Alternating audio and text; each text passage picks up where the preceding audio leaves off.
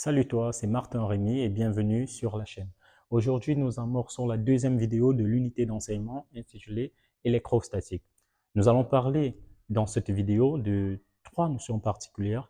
On va parler de l'interaction colombienne, on verra la notion de champ électrique et pour cette notion, on verra ce qu'il en est des lignes de champ, bien vrai qu'on ait déjà évoqué ce sujet dans des vidéos précédentes, dans plusieurs vidéos précédentes. Donc, concept important pour avoir un peu d'historique sur l'interaction colombienne. J'ai mis ici quelques noms importants pour cette notion.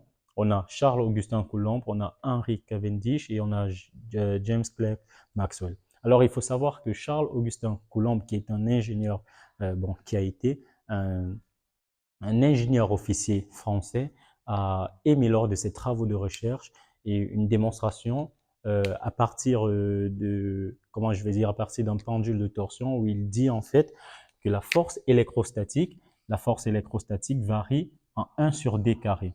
Donc il le dit, la force électrostatique varie en fait en 1 sur d carré. C'est-à-dire lorsqu'on a deux charges qui vont exercer des interactions entre elles, la force soit d'attraction soit de répulsion varie en 1 sur le carré de la distance qui sépare les deux charges. Donc ceci a été fait par Charles Augustin et je pense qu'il s'agit de 1785. Maintenant, il s'avère que James Clerk Maxwell, lorsqu'il analyse les travaux d'Henry Cavendish pour ses avancées en électromagnétisme, il se rend compte en fait que dans la même époque, Henry Cavendish avait fait la même découverte, mais avait juste omis de publier le résultat. Ça veut dire qu'en fait, on peut dire que bon, c'est une loi déjà vérifiée. Pourquoi? Parce qu'elle elle est déjà déterminée par deux scientifiques de renommée et à une époque pareille, c'est quasiment le même sens qu'on peut en tirer, mais que ça ne crée pas juste de polémique sur qui c'est vraiment. Est-ce que la loi de Coulomb, elle doit être attribuée à Coulomb lui-même ou bien c'est une loi qu'on devrait plutôt attribuer à Henry Cavendish, mais là n'est pas le sujet de notre vidéo. Alors, qu'est-ce qu'on va dire à propos de la loi de Coulomb, car c'est ce qui nous concerne. Pour la loi de Coulomb, on va juste dire quoi? On va considérer deux charges placées respectivement en A et en B et portant les charges QA et QB, donc aucune information ne nous est donnée. Alors, la loi de Coulomb nous dit simplement que lorsqu'on a deux charges A et B, comme on a là, la charge B subit de la part de la charge A une force qu'on va appeler F de A sur B, c'est-à-dire F de A sur B. Ou encore, on peut encore l'appeler F de A sur B, comme ceci. C'est la force que subit B de la part de la présence de A.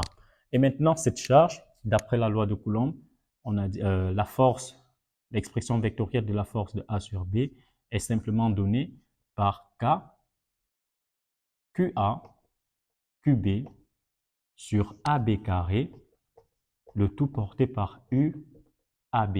Avec ce UAB qui est directement égal à AB sur norme de AB. Donc ici, vous pouvez noter que ce U de AB, en fait, c'est le vecteur AB divisé par la norme du vecteur AB, c'est-à-dire la distance AB. Ce qui veut dire en fait qu'au final, on a K fois QA, QB, qu'on peut diviser par AB au cube et multiplier par AB tout simplement. Donc ça, c'est l'expression de la force que subit la charge B de la part de la charge A. Bon, ici, vous connaissez K. K, c'est juste avec K qui est égal à 1 sur 4 pi epsilon 0. Donc ça, c'est ce qu'on tire de la loi de Coulomb qui nous décrit l'expression vectorielle de la force qui peut exister, entre deux particules isolées dans l'espace. Vous voyez que ceci sera compatible à soit une attraction, soit une répulsion, et je m'en vais le montrer à travers cet exemple. Donc, par exemple, ici, nous avons deux charges, c'est le même schéma qui est là. Ici, je vais prendre le cas où QA, QB, dont le produit est positif. Autrement dit, QA et QB sont de même signe.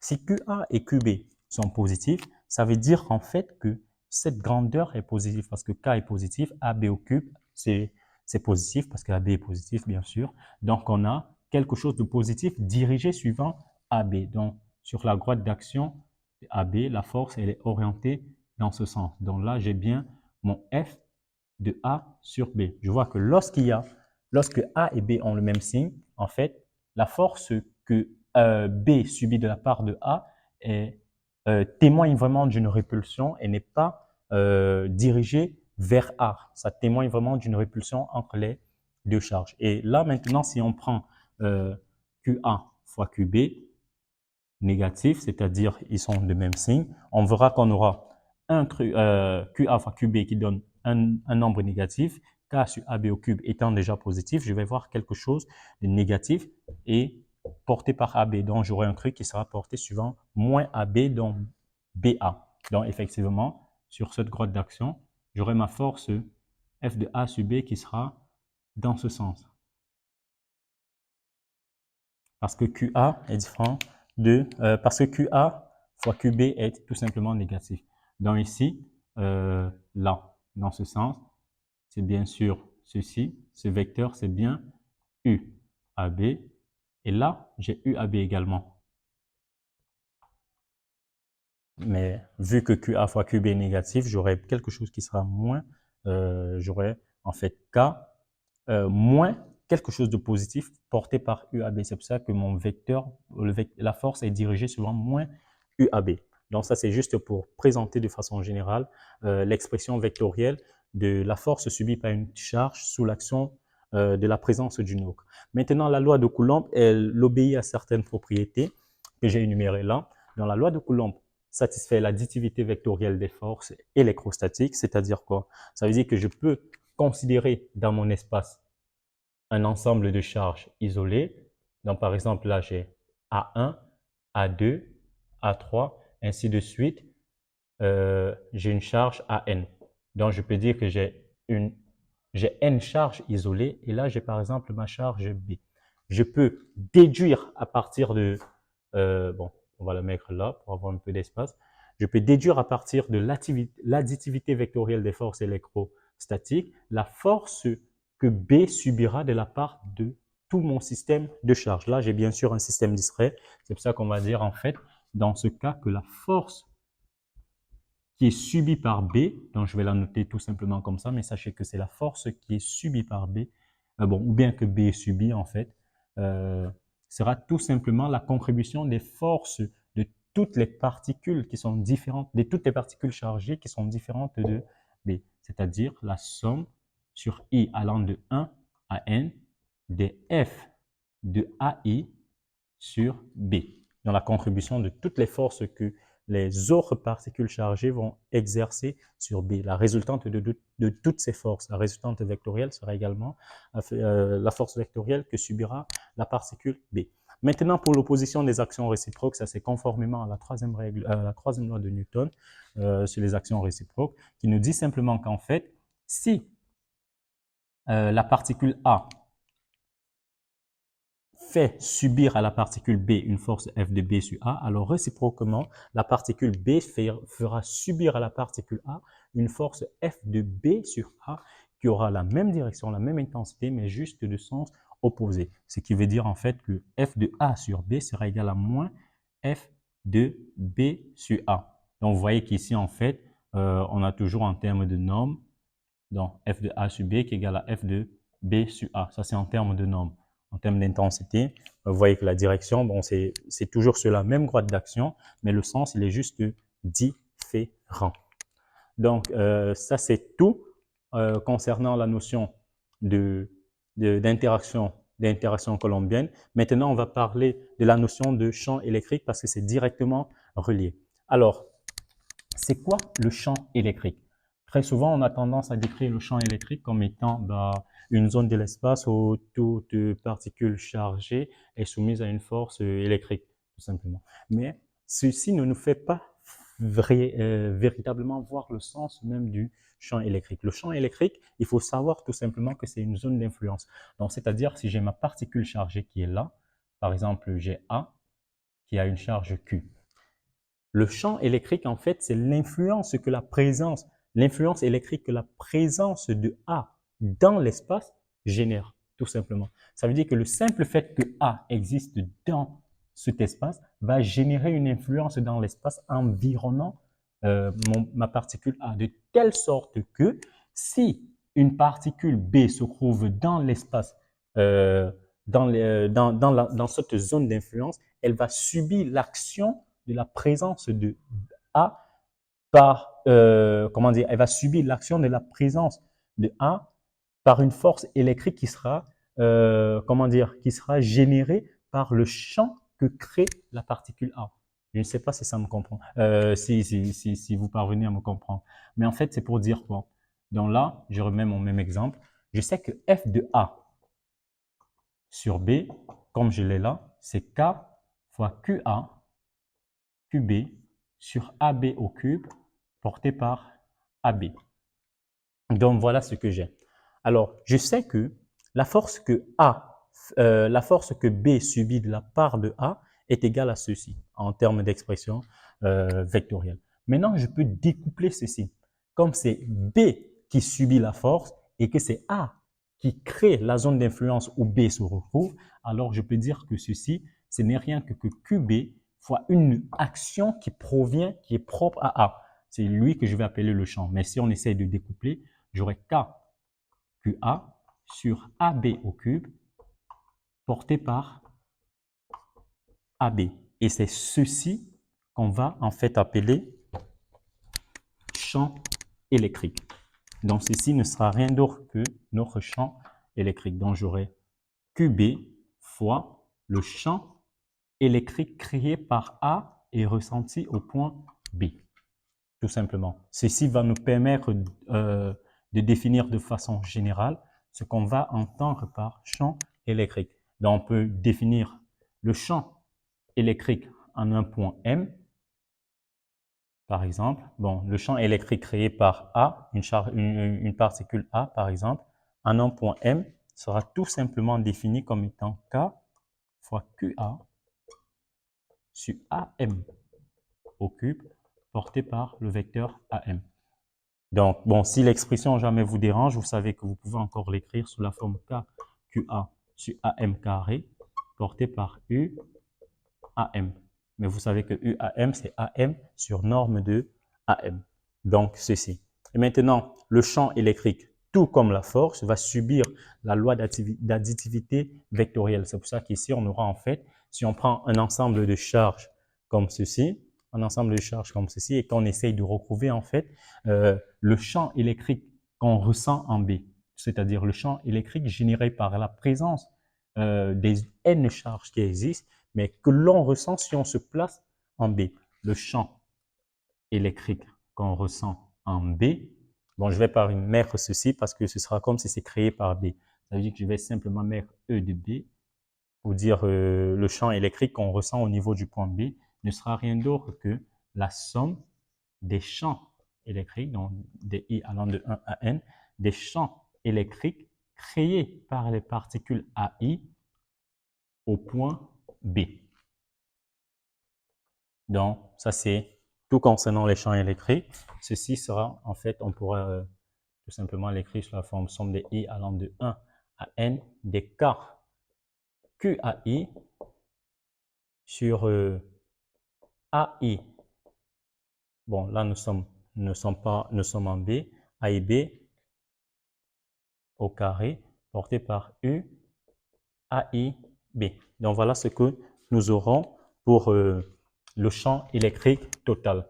Donc, on peut le faire pour définir à n'importe quel point. Et si on prend un point quelconque M dans l'espace, donc ça c'était juste pour le localiser en B. Si je prends un champ quelconque dans l'espace E de M, qu'on ressent en un point quelconque dans l'espace, ce sera également la somme des I allant de 1 à N, des K, Q, I, pour dire c'est généré par les particules qui se trouvent dans l'espace aussi également, des K, QI sur A. Bon, est-ce qu'on va dire A? On va dire oui, bon, on va dire A, I, M au carré, non, au cube, oui, bon, au carré porté par U, A, I. UAIM, tout simplement. Donc voilà ce que nous avons. Maintenant, qu'est-ce qu'on va faire? ça c'est propre à une distribution de charge où on peut dénombrer nos particules chargées dans le système. Donc, autrement dit, une distribution discontinue. Maintenant, qu'est-ce qu'il en est des distributions continues? Vous voyez qu'ici, on a fait une sommation de toutes nos charges, en fait, parce que l'impact sur I va agir là et également là. C'est tout ce qui va différer. Mais là, on a une sommation discrète sur nos charges du système. Mais lorsqu'on va revenir maintenant au système qui sera continu, on aura également une sommation, mais elle qui sera continue sur notre domaine. Donc, on rappelle que les domaines chargés peuvent être soit linéiques, surfaciques ou volumiques. Autrement dit, donc, on peut avoir du dQ qui peut être égal soit à lambda dL, soit à sigma ds, soit à rho d taux, où lambda, sigma et rho sont respectivement les densités linéiques de charge, surfaciques et volumiques de charge, tout simplement. Donc ici, on va dire qu'un élément de champ dE sera simplement K fois la charge élémentaire créée par ceci divisé par AM au carré est porté par U AM. Autrement dit, le champ électrique pour une distribution continue sera l'intégrale sur notre domaine qui peut être soit linéique, surfacique ou volumique, l'intégrale, la sommation sur notre domaine de l'élément de champ E de M. Autrement dit, c'est l'intégrale sur notre domaine, sur notre distribution de K dQ sur AM carré U AM. Ceci peut encore avoir différentes expressions parce qu'on peut avoir le dQ qui peut être soit lambda dL, soit sigma ds, soit rho d taux. Donc, ça, c'est l'expression vraiment générale du champ électrique dans une distribution continue. Donc, je peux avoir encore l'intégrale linéique, tout simplement, donc sur mon contour, de K fois lambda dL sur AM carré porté par U, tout simplement. Bon, là, je le laisse U, AM. Comme je peux avoir la double intégrale sur une surface, par exemple, de K. Et là, mon dQ il va se transformer en sigma ds. Et là, j'ai AM carré sur AM carré porté par U, AM. Ou, comme je peux avoir la triple intégrale, une intégrale volumique sur ma distribution volumique, là, j'aurai K. Et mon élément de charge sera tout simplement rho des taux. Et là, j'ai AM carré U AM, tout simplement. Donc voilà, vous avez l'expression du champ électrique qu'on peut déterminer dans une distribution linéique, surfacique et volumique. Et pour terminer, je voulais parler des lignes de champ. C'est vrai que c'est quelque chose qu'on a déjà abordé dans des vidéos précédentes, mais c'est juste pour rappeler. Donc, on appelle lignes de champ, ce sont juste des courbes qui en tout point sont tangentes, ou du moins oui, on va dire tangente au champ électrique. Donc, c'est une courbe où en tout point, j'ai mon champ électrique, tout simplement, en tout point. Tangent au champ électrique, ce qui veut dire en fait que j'aurai toujours E vectoriel, le déplacement élémentaire qui sera égal au vecteur nul. Et on a déjà démontré, on a fait une vidéo particulièrement pour ça, que selon le système de coordonnées où vous vous trouvez, c'est-à-dire où est décrit E, vous pouvez également décrire le vecteur déplacement élémentaire et faire un produit. Tout est démontré dans les vidéos précédentes, mais vous aurez juste à faire du H1, DU1, H1, DU1 sur E1 qui sera égal à H2, DU2 sur E2 qui sera égal à H3, DU3 sur E3, tout simplement. C'est en résolvant ceci que vous pourrez avoir une équation de vos lignes de champ. Donc, ce sera tout vraiment pour cette vidéo, cette deuxième vidéo d'électrostatique où on a abordé tout ce qui est interaction colombienne, tout ce qui est notion de champ électrique et également la notion de ligne de champ. Donc, ce que vous devez vraiment retenir ici, c'est l'additivité, bon, l'expression déjà de la force qu'une particule subit de la part d'une autre, l'expression vectorielle. Vous devez reconnaître le sens qu'on tire derrière le champ et comment l'exprimer à partir de l'expression de la force et remonter également pour son expression dans les cas des distributions linéique, surfacique et volumique qui sont des distributions continues. Donc, ce sera tout pour cette vidéo et je vous donne rendez-vous aux prochaines vidéos où on fera vraiment des exercices. Je compte faire plein pour question d'illustrer un peu ce qu'on essaye de voir en cours parce que parfois, c'est pas souvent très assimilable, mais beaucoup plus lorsqu'on fait les exercices. Sur ce, je vous donne rendez-vous à la prochaine vidéo et n'hésitez pas de vous abonner et partager à ceux qui ça peut être utile. Au revoir.